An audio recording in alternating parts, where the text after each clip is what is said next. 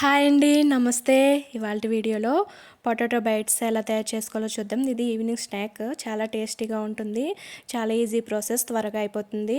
ముందుగా పొటాటోస్ తీసుకుని ఇలా తొక్క చెక్కేసుకోవాలి. అదే బంగాళదుంపతో ఇలా తొక్క చెక్కేసుకుని మజ్జిగ కట్ చేసుకోవాలి. మరి చిన్న ముక్కలు కట్ చేస్తే నీరు ఉడికేటప్పుడు నీళ్ళు పీల్చేస్తాయి. నీళ్ళు పీల్చితే పిండి ఎక్కువ పట్టేసి బైట్స్ చేసుకునేటప్పుడు అంత టేస్టీగా అనిపించవు. ఇది 2-3 నిమిషాలు ఉడికితే సరిపోతుంది. పైన ఉడికేటప్పుడు ఇలా స్క్రాచ్లా వస్తుంది కదా, తీసేసుకోవాలి.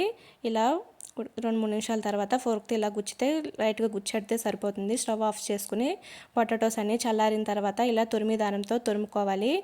తురుముకున్న దాంట్లో ఇందులో పెప్పర్ వేసుకోవాలి. అలాగే సాల్టు, కారం, పసుపు ఆప్షనల్, మీకు నచ్చితే వేసుకోండి. తర్వాత అల్లం వెల్లుల్లి పేస్ట్ వేసుకోండి. తర్వాత 3 స్పూన్లు 3 గరిటెలు నేను ఇక్కడ కార్న్ఫ్లవర్ వాడాను. మీరు కార్న్ఫ్లవర్కి బదులు మైదా ఉంటే మైదా కూడా వేసుకోవచ్చు. వేసుకుని కొంచెం కొత్తిమీర, కరివేపాకు ఇలా చిన్న ముక్కలుగా కట్ చేసుకుని వేసుకుని ఇలా కలుపుకోవాలి. ఇలా స్టిక్కీగా ఉన్న తర్వాత ఇందులో మనం అదే 3 గరిటెలు అది ఎంత వేసుకున్నాం ఇది కూడా వేసుకుని ఇలా చపాతీ పిండిలా కలుపుకోవాలి. మీ పిండి ఇంకా స్టిక్కీగా అనిపిస్తే అది కొంచెం ఇది కొంచెం కూడా వేసుకోండి. అదే బియ్యం పిండి, కార్న్ఫ్లవరు వేసుకుని చేతికి ఆయిల్ రాసుకుని మీకు నచ్చిన షేప్లో ఇలా చేసుకోండి.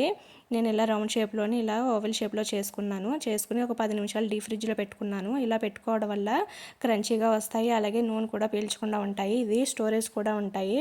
మూత పెట్టుకుని ఒక డబ్బాలో పెట్టుకుంటే ఒక 20 రోజుల వరకు స్టోరేజ్ ఉంటాయి. అవి తీసుకుని మనకు కావాల్సినప్పుడు వేయించుకుని తింటే చాలా టేస్టీగా ఉంటాయి. ఇలా ఇది నూనె వేడైన తర్వాత ఒకదాని తర్వాత ఒకటి వేసుకుని ఇలా వేయించుకోవాలి. ఇలా గోల్డ్ కలర్ వచ్చిన తర్వాత వేయించుకొని తీసేసుకోవాలి. నా వీడియో నచ్చినట్లయితే లైక్ చేయండి, అలాగే సబ్స్క్రైబ్ చేసుకోండి. ఇవి చాలా టేస్టీగా ఉంటాయి. ఇలా రెడీ అయిన తర్వాత టమాటా కచప్తో తింటే చాలా టేస్టీగా ఉంటాయి. Thank you.